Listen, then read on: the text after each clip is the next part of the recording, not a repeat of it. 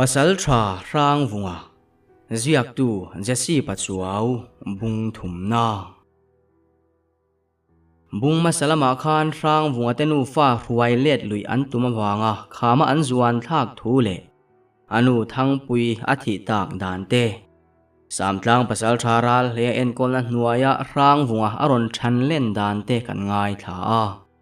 tiang khan sapui laka po thian pa chan ngam hialin aron huai sen chhota ani kha tin chuti line lung aw ngoa arozong turakal te chunga thil rap thak tak thlenga puk pakhat chunga chil hnan an ni dan te kan ngai thatel bok atopa phe kha chuan thangkhu male chonglula chau khadam to in an ni po khan puk an chua san the angem in ngai thachun zom zel don te ang o poi khuwa don khuwa chu angui roi maya are rui mai lian che wale a khon bolu pa te chuan chonglula te chanchin chu an rin thuin an soi ho nak naka upa pakhat chuan lalpa kan pasal tha te chin zuk ngai ventur hian tlangwal then khat kaltirila a thalawang mo hetian chineng ma helova om reng thua om love atia midang te po chuan nia zuk ngai ven chu hun to khop mai nung daminan lola om reng te po ni mai thesin an lo ti ve bok lian chewa chuan ole ke point ka lo ngai tu ave me ka kan pasal thari chanchin zuk ngai ventur chuan tlangwal somvel zukal sela thange ti in pasal thangul zaliana hovin tlangwal somrual lai mai chu an thrian te chanchin ngai venakal turin an rel thuta ani heti mek lai hian triaw lui kama chuan mi pahni hi lo thulun wangin an landan chu abor chorin silfen mu malpo anin bel hek lova an landan maya chuan khoilai puk chunge mo atanga lowak chuak hlim hlol hi an ang ber o me nie chonglula le thangkhu mate chu lung aw ngo chunga an tana puk atang khan thilowa ruangin an ronwak chuak thei rama an thian te ruang po ngai sak lo le an ro hlu phur te po he chang to lovin triaw ui lampanin an ron kal ngat mayani thangkhu ma hian an lalte an tha ma nge ya don khuwa ron thlen thuai chu adua chonglula eroin tuna chuan thlasik po aral to ania engtiare nge puk chunga khan kan nom tila kan hre hek lo i thian te chu nungdama mu le in be sei to lo mai ro alo ti ve thum thangkhu ma chuan in lalpa chuan ka thian te kha alo ti hlum manani nga chuan phuba karon lave nge yang le alo ti ram maka chonglula ero chu angoi wang mai ni thum zet an kale nuwa chuan don khuwa po chu an hnai le hle to aral khata ar khuang le sechal kiu rul thom te po chu an hre phak hial to a wa chuan han hnai dewa chuta kot chu an han thleng chu le thangkhu ma chu ding chotin an hmalam chu ko pa hian kan tlai lutuk ta in lalpa chuan kan mi te alo ti hlum man ta tak takani so atia chonglula chuan apoi hle mai van doina khatok lowilang chuan in lal le thian tenen hlim takin inin mule theitur alo ti dam ve dup thangkhu ma chuan tuna chuan katan po in khwaron lu verem to love kan ramlama ka kir le wanganga ma se kalo soilok to ang ngein kan lal le ka chipui te phuba la turin kalo kir le ang atia chonglula po chuan nie chuti huna chuan pasal tha takin kanin ma chhon to ani ang chu alo ti ve bok ti chuan thangkhu ma chu don khuwa lut ve talovin an ram lam panin nakir le tawang mayani chuti lain chonglula ero kha chuan don khuwa chu lutin chuti angaron hole thu chuan khuwa chu akharang hle no tam tak chuan an fa te chanchin zo turin chonglula te in lam chuan lon pana ma se chonglula chu lal in lama lo chho man dai to si an ril hai chu an hoi taringot mayani lalin chung ero chonglula thu soi ria piang chu mak tin an ka hau loma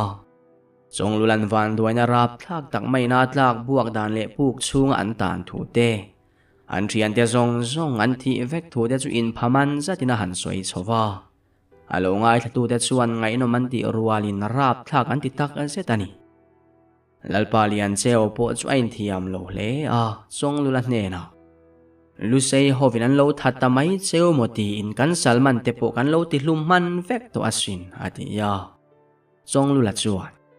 apoi ngot mai tuna chuan Lusei pasal tha te chu phuba la turin an ron lang thuai to in karinge an pasal tha la khan phuba la tura ron kir le nge tum thumin ril chiang le sia tuna tang chuan kanin rin renga ngai to don ani ti in thil thui tangai tu aniom takin tap lam chu amel ran mai ma se chu tianga chong lula aron kira tronga ni tampo ala liam lowang tia chuan thil mak tak tak hi aron thleng ta fo mai ama sabera chuan no pangpon to pani bovin khotlang in ngor taka an zong chung poin an ruang tak nial po an mu zo lova chura trang phe chuan no pangpon to ho fa limo mani atla fal deuh te chu an bo chho ta zeu mai ani a chan la he the hek su heng no pang bo ta te an sul nu tak nial po chui zui tur om lovin an khuang cher bo mi a sela an ruang tak nial po an mu zo ngai lo don khomi pui te chu hlau na in an tha wa amana mani atla fal ngam po an om ta me lovani lian chewa me po alungai da le a Lusei lalpa do hlena athi dona an chia lo te kha chuak rumin kha Lusei lalpa an chia kha kan chunga alo tatak takem moni chule atia amang angru tak zetani heti lai hian don kho pasal tha te jinga mi pakhat thang zaliana ero chuan an khuwa van duina thleng thin chu a chan riat chuwa nge alo tumru ve hle a thang zalian hian rin hlel po anei ngei mai ma sila chuarin hlel pa berla churin hlel omina kho sangai tlat silo ani chuan he thil hi tu ti nge ni ta ang an lalpa hne na tu emo arin hlel thu chu a hil top mai don em ni ma sila han soi don sela fin fi ana ne mang silova an lal chuan a thu soi chu alo oi sak ve kherangem angai tu ana ain sual buaina satak azet tin chonglulanu po in afa pa dan le kho sajia chum makati ruwa nie chonglula kha khatia ron hon nuwa khan zan la ya ron chuak fovin khoya nge vakala enge vati thin la asoi du der box silo tum kha chuanu chuaning wanga zan lai chuak fo nge ani chu azota a chonglula chuan bung zetin pasal tha kania kan mi te ven him hi ka ti turani ti na lo chang sam et anu chuan kan khuwa no pangan bo fowa nang la zan lai chuak a ji abok minan ring hlel mai tura sin antia ani la chuan du le min ring hlelang mia kati ture ro ka thul pha chuang lowang atia anu po chu angoi chun zom vele mai bok ti chuan classic anga khel lovin hun le ni te anin her liama kumpui sul voi tamaliam le nuwa me chuan rang vunga po tlangwal tia chiar ngam tak tak alo ni veta tlangwal hang lam lek lek patok tak le mit meng fia thakel kol tak mai mani to ka sain phut moi tok tak kong fe karat tharui nei ti ria taka dar ar cha tap fu ke rol lam pangani min tharung mi tak le ngoi choi tak rian te zinga poa tong ve zen ngai lo mi poi soi hlau takania apana ruai rat khani boka huai sen le tlom ngai konga po walu pa te fak a hlo rutan viau to anu le pa ni tan po thamuan pui tham atling ve tak zet to me tin tuna chuana paral hleya po upalam lo ni ve to in tun mangin ramlama wak chuak pe to me ulova rangwunga chu ain nga na berni to in ani la in anu le pa te chu kongtin renga achok zang khai theita viau mai na thona sa thin e ma wangin anu poina hau fiam hial thina taya indim ve deuh thin te khuwa te hian om tamla thian te kom ve thin ta che ramlama aringot mai atia rangwunga la chuan kanu mi zinga in tharung de ka omai chuan ramlama mani du dan om hi nuam ka ti zo ka sin na tho hi a hre om na reng ka khelo ka taksa poina nge izok da in ka hre nge sin ti in anu chu a chang dang mai thina ni ni khachulal ina mual ki lu pa te chuan an lalpa howa zu khonin chuti lai chuan tlangwal pani hi in tharung deuh tak chungin lal ina an ron lu ta mual ki lupa pakhat chal khu ma chuan e khairo ki mate thian dunin ni mo Zeng thilin nge lal in meu ron chuan kai tir cheu chu le an tia thang tua la po chuan khai le in thuron sin lu chu zep le I om mi alovin han soi zar zar teu alo ti ve bok aro ki ma jok chuan lalpa in ti tui lai kan ron ti buai chewani chuan min hret hiam mai don nia ni chin maya khan vom tlak muala thang se la sakei na se hluma valupa in chanchin ril tur chewin min ron tirani ti in thu thin thong zet mai chu aron soi chuak ta lalle upa te ho po thukang o kin an chek tlak hlom mai chu ta lal ngu ra chuan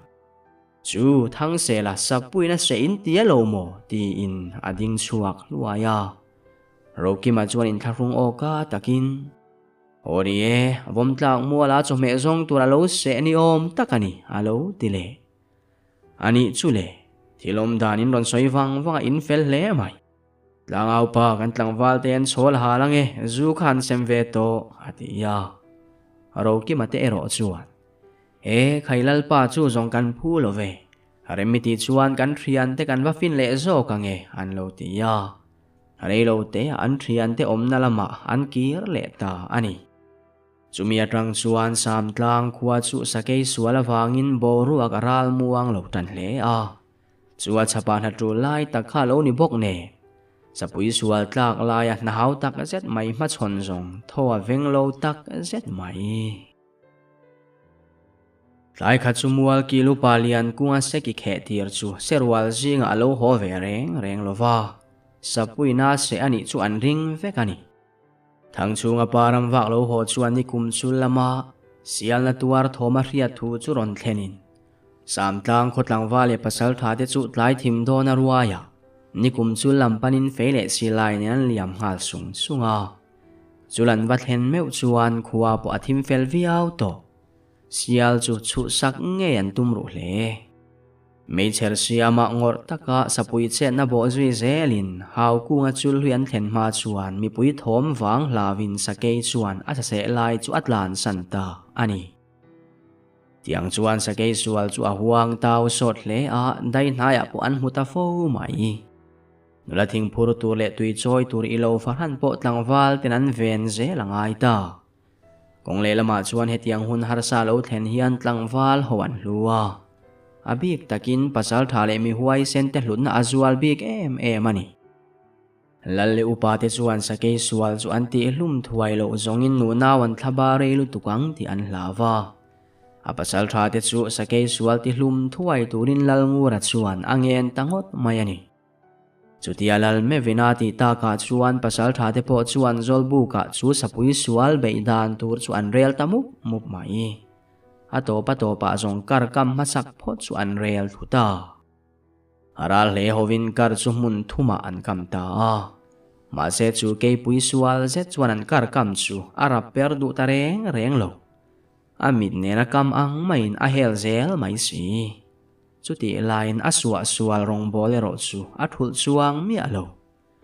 sam tlang lalpa lal ngura meu po chu abuai tak zet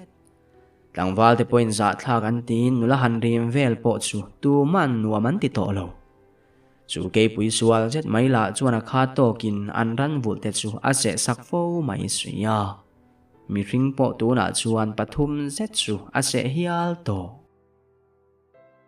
mim ku thla chuang kai chowin bula chu atul zum fur to mai suya then khat a thalai do phei chu atul zuma ke a vui lo lang suau to bok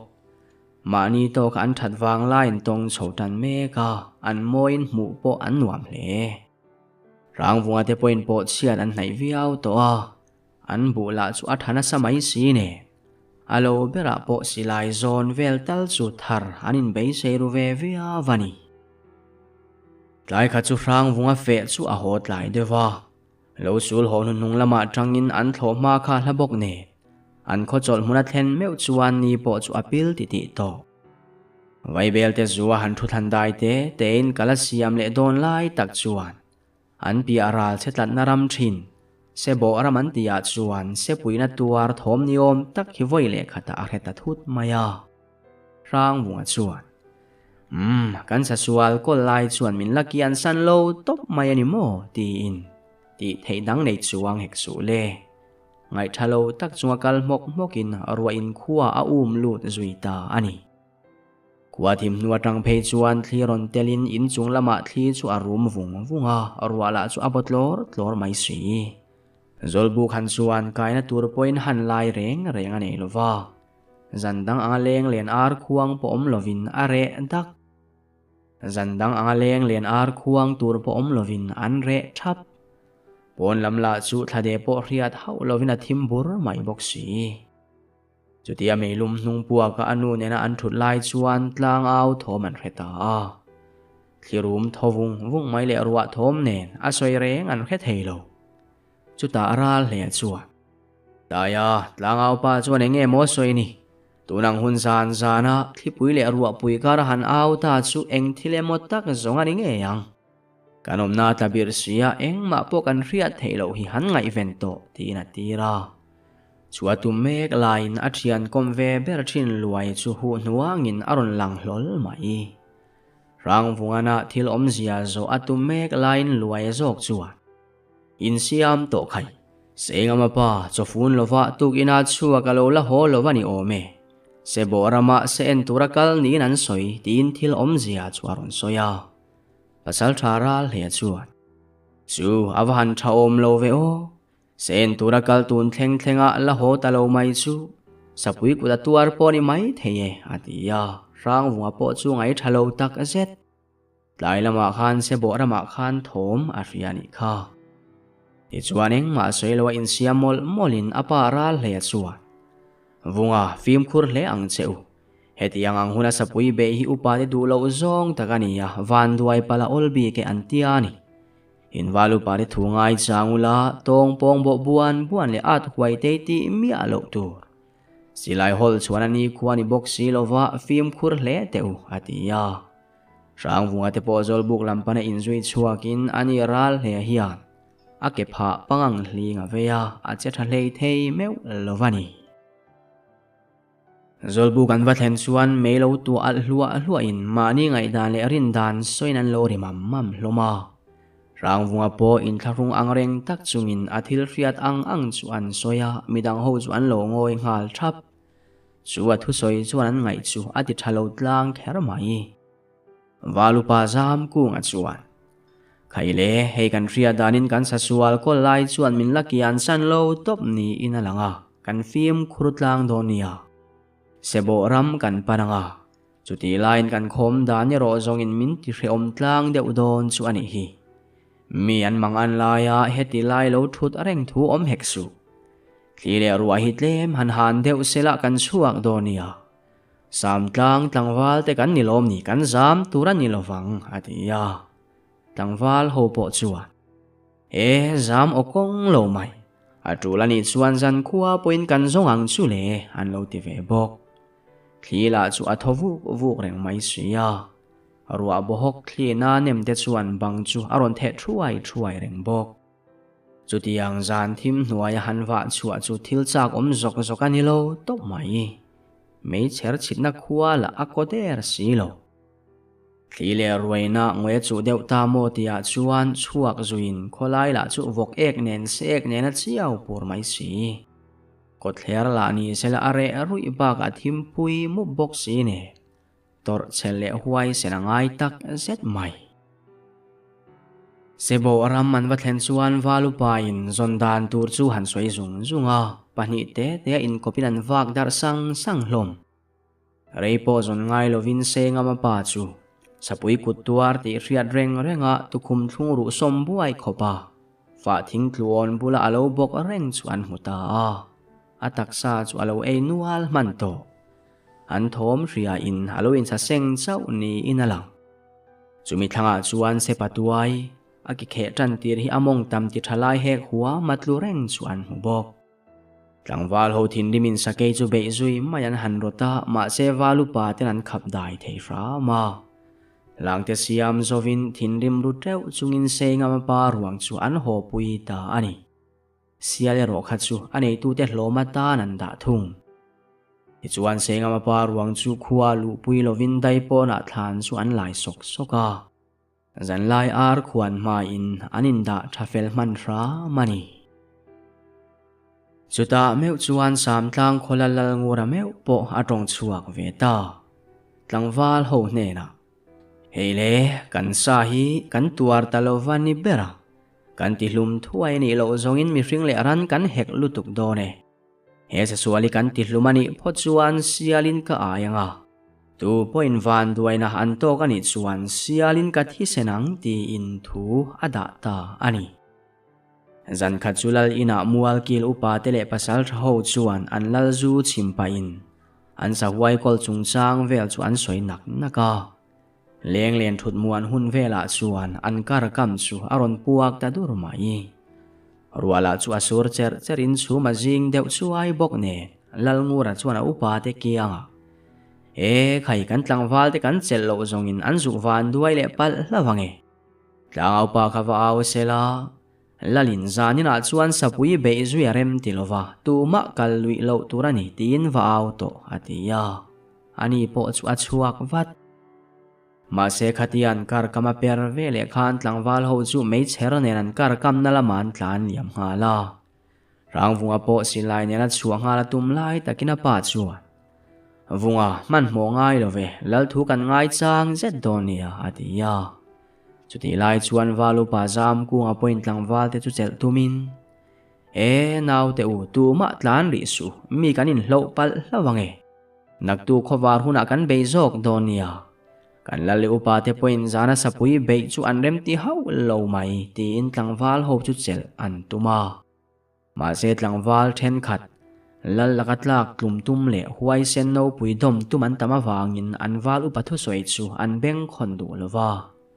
walu pale pasal tha te poina kallo tura an aw zui mol chung point an kar kam na lam panin an liam sung mai walu pa zam ku nga chuan thin rim takin ka thuin ngai du lo ve mo in redon khope ti in zolbuk lam panin na kir sana ani rang vunga po apai na lal thu niala du lo wangin ache chuang zinga atel lo pha zolbuka chuan an thian te chanchin ngai changin a thu ve kar mai kar chuan ke pui chu azak doa tak halo ka phi alo nia a hliam na hle che son hlei theilo vin kar tua la chuan alo bok ron maya chuta tlangwal pakhat chuan sake chu athi to emotin kachiange kha keima ke mei sa ta ti in sapui mei sa thlak tum chuan awa pan roka chu sapui chu alo la thi ozong lo ron bo thu tin chu tlangwal chu abo thluwa adara se sakin abo bedroom tamai zana thimin ru asu reng bok ne an mei cher ka tamin al thalei thei bok si lo ne tu man an thian pa chu an chan ngam talova chu tlangwal la chuan min chan ro chan tla kalo ome tina thian te chu han awa ma se tu ma te changam reng an om si lo sapuina an thian pa abo bet lai chu an thlir tangot ngot mayani ma se na kin dewa chuan an khothir deng nu na chu kol nam nen ron thlengin thil om zia han mu chu thian te sapuina se mureng chung poinin chan ngam lovani mo engangen kalui reng ni pon fen feng tlak chawin ni hi tina an khum hal borom pora tu manan chang let ngam lo chuta deng nu na chuan a kol nam nen chuan sapui chu pan phein ani bo chuan lo room khum chura chuta na zetin sake chu han sat huk tuara lobum zawin chu sapui na ron hapatum lai tak chuan asat le ngek mai ke pui chu ril tlapurin leya chuan atla thora kur churin athi zui ta ani deng nu na la chuan sapui sa hlum chunga event zui map lovin tlangwal ho hne na tikhan sapui ruang le in thian pa hliam soron zon chhoro u tun china reng walu pa te thu zom lovin kho sale to ngai su ang cheu tlan huna oma bo huna om ti riat reng turani atia kholam pana chole ngal nalin tlangwal ho chu an zak tak zetani tuna chuan sam tlang khuwa po an ral muang le ta via ve a man chu lo lama an fe le ngat to rangvunga po apanin lo lama riak dun chotin kumdang ai thloman zau kumalo ni kher bok ne an tul deuh ba ka ral hle hiana fa pa chu thil tam tak zir tira du awanga riak lut ngat an ni Zan kha chu rang vunga chuan mumang nein amumanga chuan ngopui dur khup mai hnuaia hianama chawina lo vak naka chulai hmun chu khoilai nge ti por he hau lova ma se mak deuh main chu ngopui chu alo khosak hrep to na ang main a khetlat loi si mak po atiril ruvia vani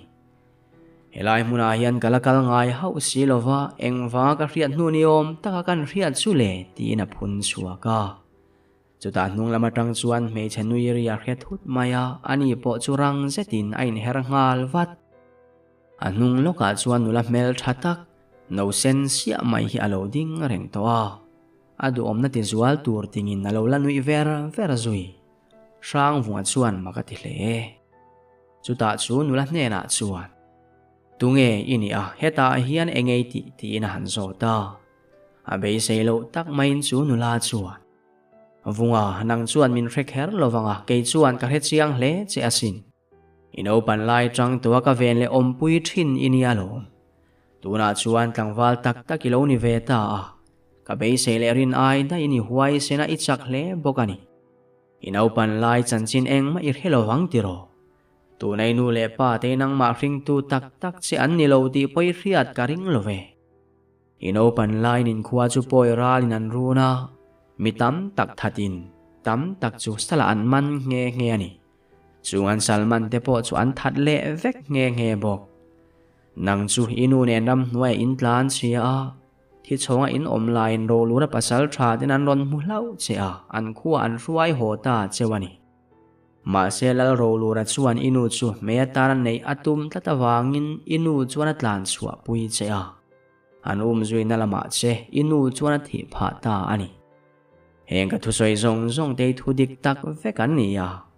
yoi lawani chuan khuwa in ho huna ka thu soi dik zia chu I hrem mayang hatia mak tak main borua ka chuan mu lai rengin chu nula chu atham ralta ani vunga engtizai ziang eni ta iwan room na save ti in apa chuan rang vunga mutui lai chu aron soi noka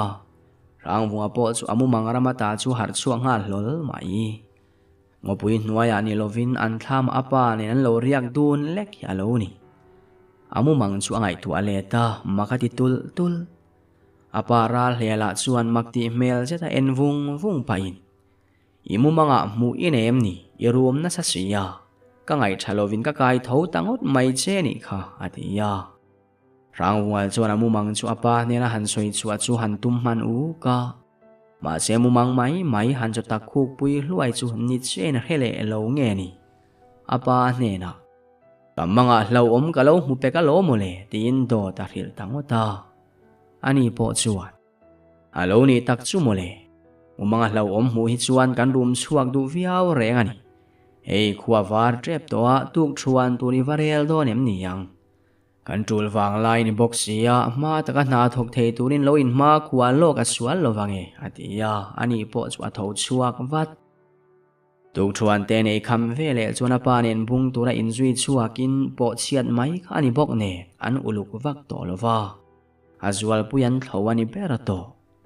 chutiang chuan midang pui ngai lovin anni po anin thlo zo ve thei ra mani tu khachu jing ni chua ka thiang thakher mai samtlang khunula te po jing kar tang nan vir buai le ngal char to a tui khur kong lama lo liam thla hlok te po mu turan nual mi pano pang then khat po sairok her nen dai lam panin nan lo liam ve mek bok apa ral hle chuan vunga sairam chua chu in tum ta em ni mi eng zan nge kaldon cheu ti na lo zo ta paral thiau hovin kan chuak don ani mele mi somli vel chu kal thei tura kan in ngai kan ting lo mai thei bok ti na lo chang wat apa chuan ipa thiau chuan in kaltum na lai te khil chewem ti na han zot zui le a fa pa rang vunga chuan rile lung au ngolama kan ram chuak don ani mele atia aral he chu a chek tlak ipa thiau mai thin hi chu eng ti tia lung au ngolama dai te sairam chua han rot nge mo ani chule ati deu luka rang bunga chuan makti mel tak chungin kapa tinge lung au kholamaram chua chu apoina omem ni ti na zota apoi na phei chuam hran lo ve ma se phim khur hle ang cheu kodang pasal tha te pon ram chuak ve fowa I pathiawa thu ngai sang ranin omang che atia ti chuan tuk thuan ei kham lo ni in lalmua lampanin rang vunga po zan riak bu fai ne na chuak zui ve ta ani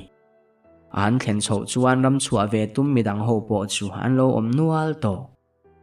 nakina chuan an lalpa lalngura chu in chunga tanga ron chuakin leika puya ron ding chuakin kapasal tha te u kalta ula sai ngoi sei thatak in lo hon donia tin juk phim khur hle ang cheu khuanun veng zel cheu ro se ti in naron thla lung au ngo lampani nanin zui chuak tangwa ngwa mai kalpar parin tlai lam nitlak ma devin luite kama anin ngata khuaina thim hnan maria buk sualin an phengal sang sang zan khat lek ariana tur khani bok nen ol samte in buk po chu an pum thuaya kalpa tumbu le huizi kan khete chu siamin zan ria chu an tling tlata vel mai bu kota chuan mei chepin atuka an tumram lampan an tum zel dan te chu an soi hova an hotupa deu beral thiawa chuan naw teu kan kal tumna lung au ngoi ala tham viau maya tluang ta kan kal the ni chuan ak tu kho thim main kan thlen man karinge man molu tuk si lo muang lu tuk si lo kan kalangai don ani atia tui takin chu zan chu an mu hil bor mai atuka chuan ma ta kale parin an valu paina soyang devin nitlak ma hetin lung au ngo pui cha lai chuan thleng ta sai nu polo tam khop mai ropui kara chuan sai tluang hilam lian tia zetin lo thlur sung maya sai ram chuan ala kal ngai lo le la kheve ngai lo tan chuan chu ringot po chu mu nom matling o me rang vunga me po chu a hoi ha reng mai nakina chuan luite kam hun zolem sang tak mai hi mu fu in aral thiawa chuan helai muni ria buk sual nan porem sang khopang le ti in chulai hmuna chuan ria buk chuan sual zui ta an buk sang nei luite kam mania vau kama tumbu voi te chula in zan ri an bar kham nuwa chuan atuk lama an che dan tur te chu an rel nga lai aral thiawa bok chuan naktuka chuan thang hle le rang vunga tenen sai che na lai vel kan va en thli thlai ma sap hotanga tangwal then katin ria buk thing turin lo fomanga a thenin chome in lo zong bok donia ti in anti tur theu chu asoya mutzai chu an rel ta ani zan lai vel lo ni meu chuan an mutuin thom po chu are duk mai leithrik ram chia ti mai lo chu thom dang hria tur awang hle tlangwal ho te po tui taka nar burin chutia tui taka an mut lai chuan an omna buk lampanin chhum dum cha tak mai hi aron tle phei ta del maya chu chhum dum cha tak mai chu rang vunga te mutna buk zon chunga chuan aron virta muai mai chuta thok le khata an ria buk chung chu in hlip suwa vin buk ariak ho po chu an hat chiang hlom khop eng thil nge ni ta tin an ron hoi phok ra hloma an buk chung chu alo om to mi alo aral thiawa chuan naw teu eng mani lo hi hui chuk thlin buk chung aron la ni kha hetiang te chu sairam chuani khuwa chuan kan tong fowania mule ro atia chutian ho tu pa berina ron ti ta ka chuan ngai thatakin ani ho po chu an mu vele mai ma chere lo te a chuan tlangwal pakhat mu chu aron rum tamaya abulamu rang vunga chu hara chu tlangwal chu han soi nokin a har thei mi alo le ngal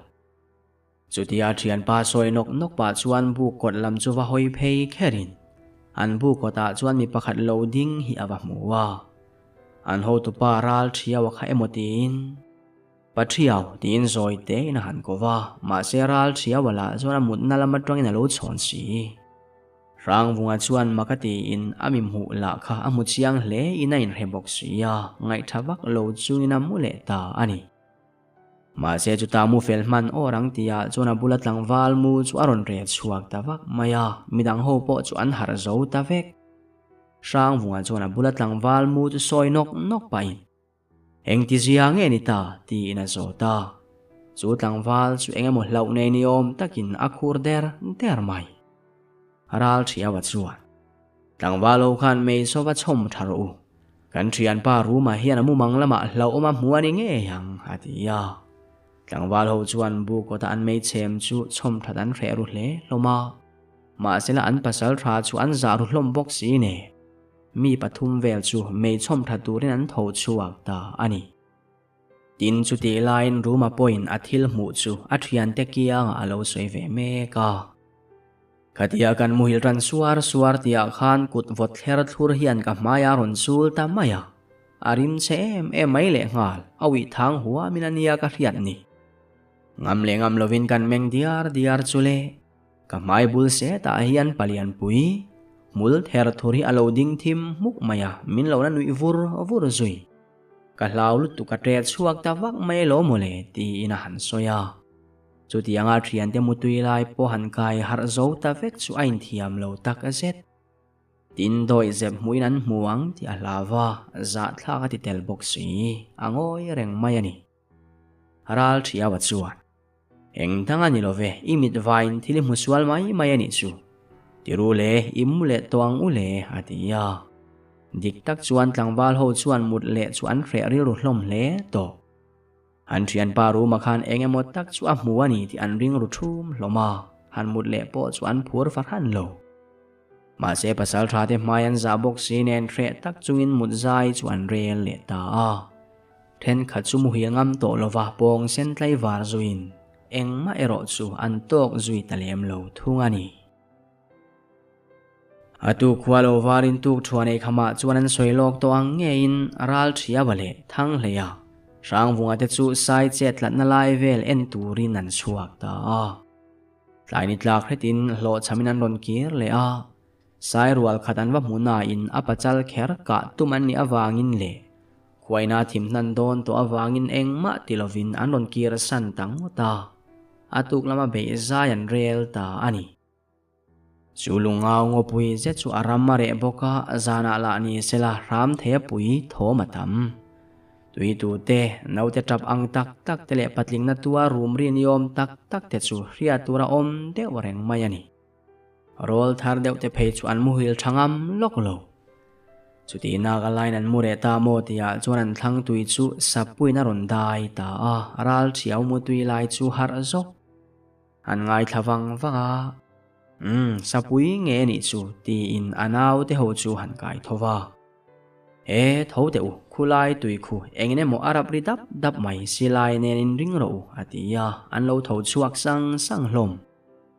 an in ringa tha chu eng ruai mai an thlek vel ngial thi ma se mau pui hlim chu ana sat e ma wangin engma mu thei hek lo le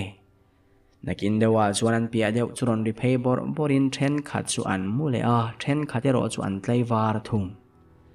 zinga chuan va enin chulai vela chuan sake hnui alo chiar dup mai atuk thuan bar khama chuan in siam sangin ama ni lama sai chen a hnu man mu na lama chuan an in zui chuak ta a aral thiawa chuan tlangwal ho hne na sai hi haram chanun nem le in ngei takan nia arwalin an tla ho dial thi apachal in ti huai le ngeng deuh chinero anin ngei fak bik lovania anin sual mu tura om fo mai tin na naw te chu arila kalzelin sai nulang chiang deuh hlek chu ral thiawa chuan bi hnain hei chu sai nu hnia kani chuan hei chu apachala ni hi tin a tong mola ama zui tu te chuan makan ti hle rang vunga chuan pathiaw engtin ngen hnia ka tangin anu le baba ka apadop thlengai hriat thei chu le ti na zota ani takmo local hnai te u hei sai nuiron bi chiang ve ma te u ti in tlangwal ho po chuan sai nu chu an bi ngal sap ani po chuan nuwa tanga hriat ran thei dan te chu hrilin tlangwal ho po chuan bu ngat mai ani muam na chen velan kale nuwa chuan an ma loka sai rual thom chuan hreta a ral thiawa chuan naw te chu ding turin na han hrila chuta vai vu chu han thamin bo ruwa ka chuan han vora midang ho chuan ngai na hello zetin ral thiawa chuan lo en thap kan vani hle mai thibeng dana fuwa kan riman la helawani hi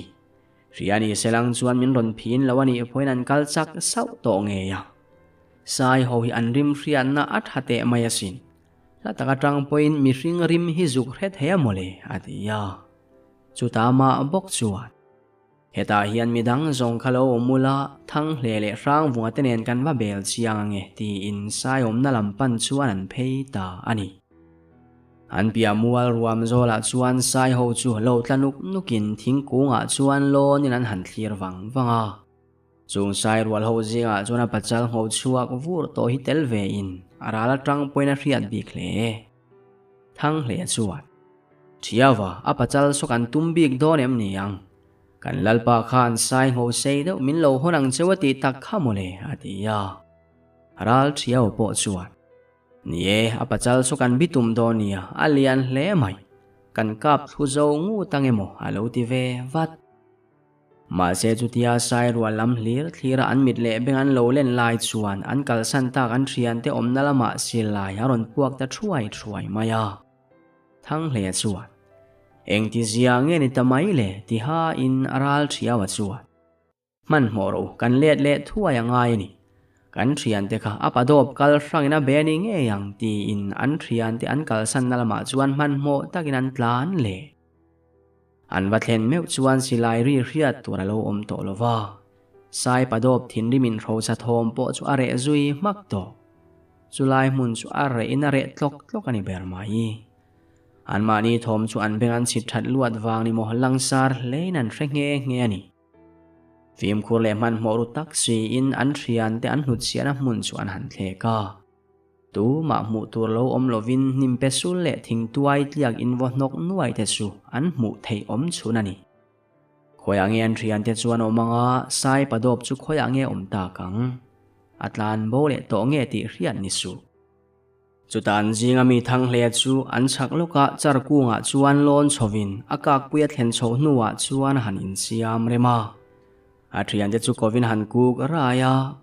chu vele alona thingkung pia loka tangin sai padop chuan an non le kang vu chung le khek ruai chungin aron phin pheita buan mai ma se tu ma mu tak lawal chuan a thin rim chu a khek ruaya abula thing le mau te chu anona phi khomin avor dar ur mai chu daral thiawa chuan sai padop chu han tin wangina silai chu a met puak ta dur maya sai chuan a ke malam on rupin atluta nuk maya ani rang bunga lom lutuk chuan pathiaw ikap thue ti le an lo na thingkunga tanga chungal mai chu han tuma ma seral thiawa chuan vunga la chuk hleksu sai khwala thilova aron thole watang I thun na nga ya khan thu reng ro ti na lo khap vat asoi pa chuan silai zen somol molin chu ti lai chuan sai pa do po chu aron chele tranta a in leng fuatin aron ding chuak le taluau mai ma chela ding felman orang tia chuan chaklama tangin thang hle silai chu aron puak vele ta a sai pa do po chu khek ruain le ya atlu thum dup mai ani ral thiawate pani po chu an lona thingkunga tanga chuk thuain heti lai hian thang hle po a lona char kunga tangin nalo chuk fel ve me ka ral thiawa chuan sai pa do plurwa mai chu pan nai zelin asilai do chuan tukhum lama tanga nai chil sungina han hola sai thi tur thori hrui le amit khap fuk lai chu a chaldara taktin chilin an kap le dur mai zong sai padop eng anga nuk feitan po torzo rual ni hek lo le chele tur om lovin azal henta ani thang le vunga te chu sai ruang bula chuan dingin an han bel chianga lian an ti khera mai rang vunga phei chuan pathiaw hetiang em alian te chu asa pok an phur seng don em ni ati hiala nui su pa inral thiawa chuan a ringin kan phur don hleinem kan rep fip masa phon don alom ti na lo changa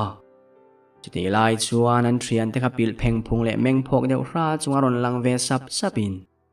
sai padop lo thitlon zuwa mai an mu ta ka chuan an thla muang ve ta ni ang an hlau mel po chu hlim melin aron thlak rang hle hlim takin sa chu an chan zui ta ani chuti mek lain don kholama ve thung chuan ani telin no pang bowan tam tula tuna phe chuan no pang som chuang zet mayan bota an ruang la mu tura om der silo tu ti nge ni tang ti chu anin zona tam ber an chan thei bok si lo ani ome la leu pa ni tangial poina ngai nan helova an ril ru chuan arbo azong tak meu mewani si then khat chuan an salman an ti hlum tak te tharau khan phuba an ron la ani te an ringa ma se chu zong thil ni thei ni an hre si lo an lalpa lian cheu po chu amang ang tak zet apasal tha te hne na he thil ti tui kan man chuak thuai turani he ti ringot zongin nu na wan khongai thak lutuke atia apasal tha pakhat thang zaliana chuan lalpa he thil ti tui kaman chuak nge yang lo nga khram ro atia midang ho chuan thang zalian chu an en thup he thila hian mitam zo kina an riat velo engemotak riat anei chu an ring ro hle a ma sela anila chuan engma soi chua tum heksu kan soi toang khan pakhat rin hlel chu aneya chu amirin hlel pala chu minna mai khani bok silo chu wangin film khur taka engkim fin fia masak phot adu ani tlai kha chu thangzalina kholai leng chu chonglula teina awa chuang kai nol maya ani chonglula nu chuan thataka lo chonin afa param chua ni ni lai lo ho to lo thu te choril ru ha mel takina lo khil sok mai thangzaliana chuan ngai tua du lu tuksu pasal thania laklo thila te chuan zan nga lai te pok an thang bo thin ngai tin han tong thamwana chonglula nu chuan i thian paum dan hi makatiria wasin midang kianga kala soi ngai haulova nangero athian pa tak meu ini boka karil ru ha zia min riat puila ka du ani aron tia chu chuan thangzaliana beng chu aver ngal zar mai amai ro chu ngai ven lutuk angalane ro chu atum hau lo thung chu ta chonglula nu hne na eng thil nge ni ta ama mi mal chung chang ni phei chuan ke lo soi ve tur eng ma om love atia chonglula nu chuan nilo chu tiang lama nilo thil dang dai zo kani alo tivat thangzaliana chuan thutmun rem sawin ani chuan thilom dan chumin han hil vek te le atia chonglula nu chuan i thian pa hi alo hole hnuwa tang khana mi zia danglam hle maya zan laya te hian ti tur po soi lovina chuak fo mai engya ti thin ka zo lain engma min ril thadu bok si lova ka ngai tha thei to meu lovani tun ma ka fapa khani to lovin midang dai ani to in ka ria tuna phei chuan bula omte ka hlau riau to asin ama hian engemoti zong takin min rap tlat zuk nia tin afapa dan makati thu chu arhila thangzaliana po chuan lo ngai thauluk hle chonglula arin hlelna po azwal pha sot no pangbo thin tenen hian engemotak inzomna an nei ani mai angem nu chui hau tak le hlau tak tur chu ama chon taran mai le ma sela chonglula hian a ring hlelani ti ariat chua avai chuan ama hi athadu hial mai theiani atu galoni chuan thangzaliana chuan angai dan dik zia chu atuk loka chonglula nu thi thu dana tang chuan a het siang le zual kher mai makati ni min tlai loka po an la in hmu ani kha damlo na emo bor som na emo anei om reng a khelo chutia han thi thut dingot mai chuan a thian parin hlelna po chu ati zual kai ta mani ani chonglula ve thung chuan anu chu zana azun ram thiar tur le ka che sualin a ring apila ka po chon lova boral tamai ni omin na soi the na thenom khoveng de tan chuan oi harangang ni turani ril ruarin hlelna lian tak nei chungin chonglula nu chu an vui liama khochung boruak po chu ari pha kher mai hunle ni liamin chonglula nu an vui liama tangin niruk la ya liam le to me zan kha chu thangzaliana te na chuan chonglula chu ron te lu te nolin thangzaliana point ngai thalo na po nei chuang lovin that takina thian pa chu alo bia chonglula chuan hey kan ram chualo na chin pore ta viau mai zan ni khat lek riakin lungpu ngolama kan varam chuak donem niang chatui hang ho po kha ta ti inaron soma thangzalian chu ein ngai tua buai ril hle a thian pa hian arin hlel thu hi ria in ama tha tumin chuan ama siam zo kem niang han hial ngot la chu alo fre ve tum rang bok si ne chu ti na ka lai na nu pui la chuan varam chuak te tak u sarep ei tur po kan nei to lo hi mo alo ti man mo bok si atopa chuan lungpu ngowa zan ni ria karam chua chu arem ti veta ani aram chua don ni ma chu in thang zaliana chu an lal hne na chuan kalin athian parin hlel dan zong chu zep nei mi alovina hil fai ta veka lian cheu po chuan chong lula chu alo ring hlel ru ve tho chu ni in thang zaliana hne na ithian pa hi ke point karin hlel na re to asin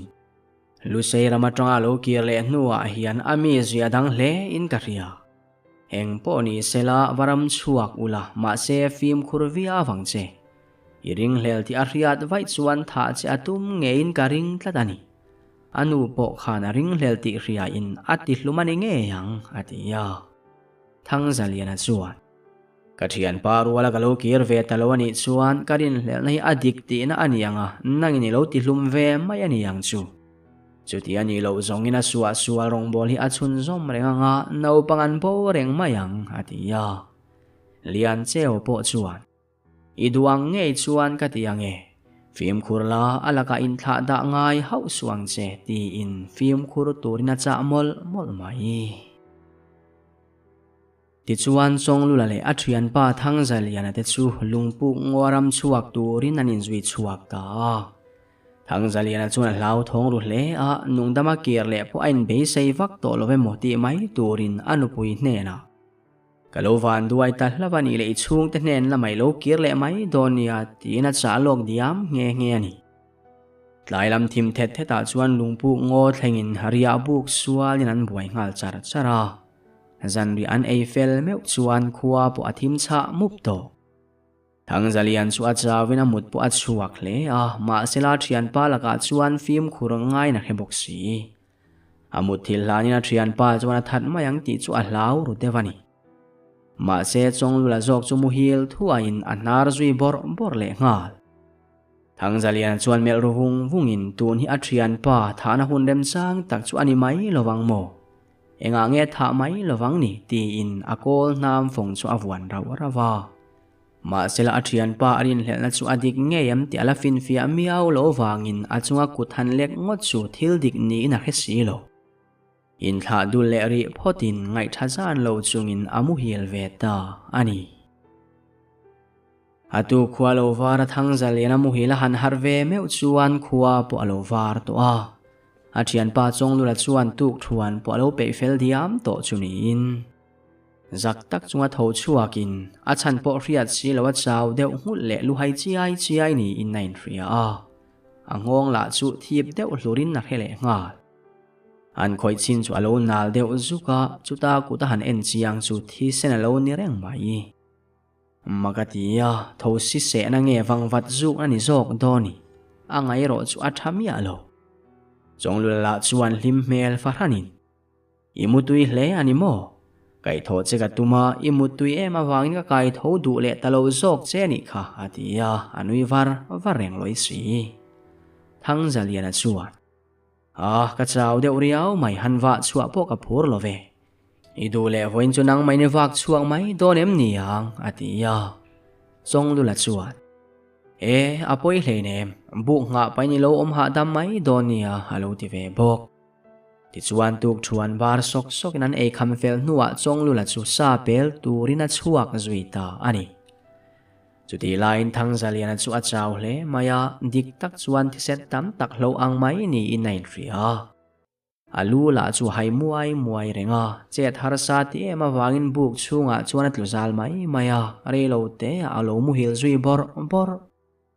ma se chu tianga chevel chu en thareng tu lo omin anria buk chak lo atang chuan ngoi rengin thang zalian chu alo thlir venga engemaw soya phun supin thang zalian chu amu hil nget viau to ang tia chuan chu thil chu buk omna lampanin aron pen thata thum mai ani thang zaliana po voile khata angong ron thip zoka wangin amu hil tui lai chu a har zoka an tho mai atuma ma sela che thei der lo ataksa chu zoi vekin alu chu aron haile muaya chuti lai chuan buk pon lama athian pa tong ri ni om tak chiang lo ruai ria in lau naina thawa aron mana a thian pa chuan a that dawn ta nge nia in thria in ani la chu a chet hei der bok si lo chuta buk pon atang chuan hlim thla ni awm tak ron lang zukin thang zalian a chu a thil hmu awang chuan a meng bial kawk mai ma che chu ti lai tak chuan si lai ron puak durin thang zalian chu ni khor helovin a om zui ta ani anuwa chuan tuemo hian ron soinok nokin thang zalian a po chu rum tua chuin a ron meng chuak diara a mai bul loka chuan chonglula chu alo nui vur a taksa te chuan thi sena kai nual le ngal chuta thang zalian a chuan hlau tak chungin min that dawn ta em ni an ti tham trua ka chonglula ero chuan a thian pa chu mak ti mel taka en chungin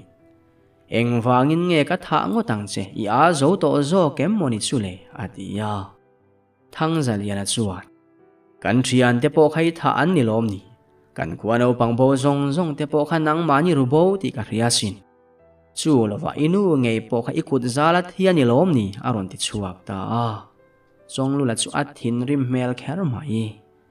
amit meng chu sen ru min tual tha chak mel hi apu hlia to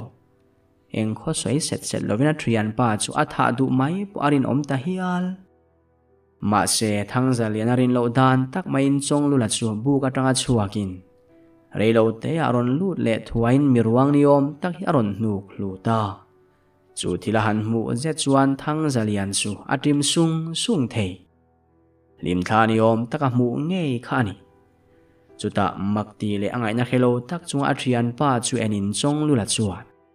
tuna chuan thilom zia engkim ka khil vek to ang che atira tang khan min ring hlel ti ka hria ma se ka dem chuang lo che a chan chu ke ba kharin hlel tur ka om tlat lovani he thil hi en chiang te ti pain ruang ni om tak chu an ko ka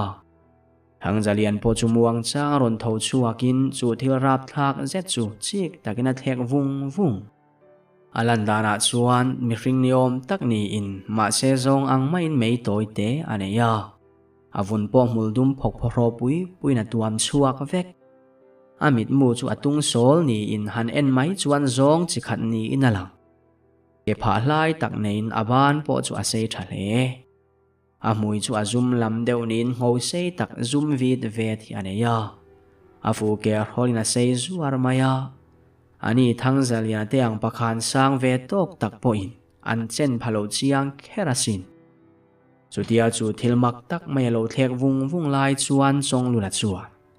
engei ngai dan ni ta le aron ti thuta thang zalian po chu aphu zok athian pa hne na ka hethiam ta hau lo mai min han thil fia te he thil hi enge nia kan khuano pangbo ta te nen khan enge in zom na an nei ti na zot le ta chonglula chuan thon thu sei takani ome katia lu sei horama ro phum ruk la tura kan kal thu kha chu I hria anga an ro phum na mun kha ngo huai sar tak mai alo ni chu ngo huai chuan min zui ru ta renga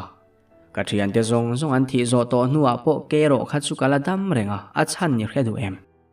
a chan chu mo puk chunga khan ril trama thi mai ka tum lo wangin kathian te ruang kha ka ei tam mai ni aron ti ya rap thak ti mel che tin thang zalian a chuan chonglula chu alo en tlok chuta aron soi chun zom zelin nitam tak chung chu lu sei pasal thra kan hruai nen khan kan thian te ruang chu chowa kan ringa mi hring sai poka zong chang pha ta hle nge ani puka tanga karon chuan nuin kan ram lampanin karon howanga mi hring sai chak na kan ei tla to awangin katan po in su mahar thin hle chuti lai chuan kan khuano pangan bo tana atira chuan lu sei pasal thra re thil tia kan ngai deuh ani khatiro ma se mo no pang chuan bo tak zewa chuan ka ngai athatalova khango pui huai khan kan ram thleng min zui zel ni a hria in chutiang ani nak lai nang la chuan min ring hlela min en tharu reng thin ti po ka hria sin zan la ya ke main ka chuak fowa a chan po no pang ru bo tui man chua ngei ka tum tlata ato pa chuan he thil hi ka muta ni ti in ruang chu akok zau thil mak tak zong ani atiro mi hring la ni silo zong chi khanin ka hria aom na lai chui ruin he lungpu ngo a hian a chetla vel thin ti ka he chuak ta ani keima maya be chin ya ka hriat lo wangin ti hian ka som ve ta che ani nizan khani muthil hlanin he thil hian thi sen lo dot nge ni in ka ria turmak takaneya atur mang hian che thei mi alovin mi asiam the ani zingai dan ka mu khan ka ngai thalo sa reng to a chhun lama ron kal le nge ringin a chan chu mi ring thi sen in turama mo tlat si doktor man zai chi garil ru ka abak chu hei I riat vek to hi ti na hil fia ta a chutia lorin hlel ruk em a thian pa chu anun na chan chuak tu alo ni zok reng mai ti a han ria chuan thang zalian chu azak ru tak a zet in thiam lo tak chungin min ngai dam ro engma khe chiang lovin kaloring hlel ve ngot che ani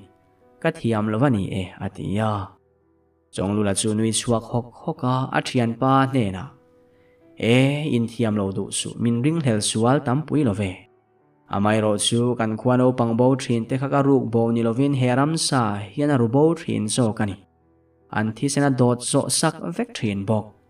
an ruang po lungpuk chunga sona nge sin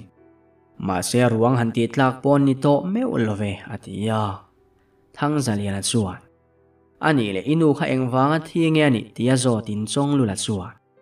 heram sa phiang sen hi amua athi pha ta ni kha athi sandik taka soi chua du lo chan po he thil hi midangina an riat ve ka du lo wanga ni an riat chua lo chuan mi pui kan tiral khel zo ve kanga heram sa pui kan that thelo wang ti ka hlawani atia tuna chuan thang zalian point thil om zia a refia ta churam sati bai om tak an khuano pangru bo tu le an thi sen dot sak thin tu chu a ena amel tlok ringot mayani chunzom zel tu